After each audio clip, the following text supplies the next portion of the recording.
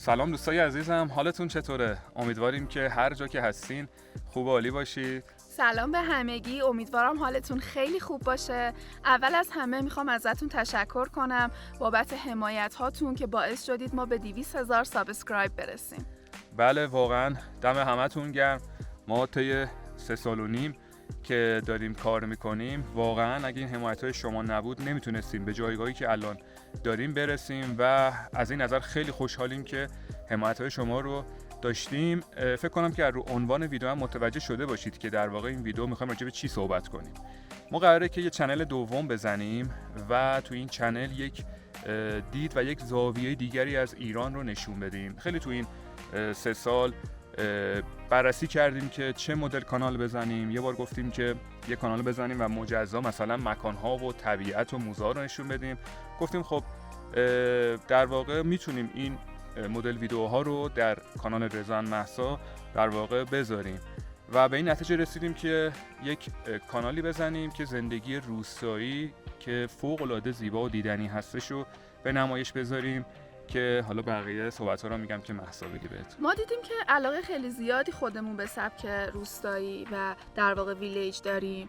گفتیم این علاقه رو هم با شما به اشتراک بذاریم. احتمالاً تو اون کانال شما بیشتر من رو خواهید دید و من سعی میکنم از آشپزی روزمره، حالا زندگی روستایی و هر چیزی که به روستا مربوط باشه رو باهاتون به اشتراک بذارم. امیدوارم که خوشتون بیاد و تو این کانال جدید هم ما رو حمایت کنید.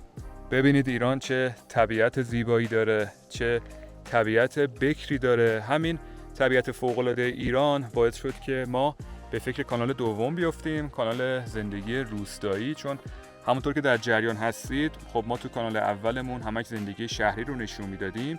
گفتیم که بیایم و ایران رو، یک زاویه دیگری از ایران عزیزمون رو در قالب زندگی روستایی به جهانیان نشون بدیم که امیدوارم مثل کانال اولمون حمایتمون کنید. بله، همونجوری که رضا گفت امیدوارم تو کانال جدید هم ما رو حمایت کنید و از اونجایی هم که ما هنوز تو اول راه کانال جدید هستیم به پیشنهادهای شما نیاز داریم. خوشحال میشیم اگر هر پیشنهاد یا انتقادی داشتید اونو با ما در میون بذارید و همین دیگه. امیدوارم ما رو سابسکرایب کنید و لذت ببرید. خیلی ممنونم. من لینک کانال دوممون رو تو قسمت دیسکریپشن میذارم که حمایتمون کنید. همین، از همتون ممنونیم بابت این 3 سالی که همراه ما بودید. امیدوارم که در ادامه راه هم همراه ما باشید. تا ویدیوی بعدی، خداحافظ. خداحافظ.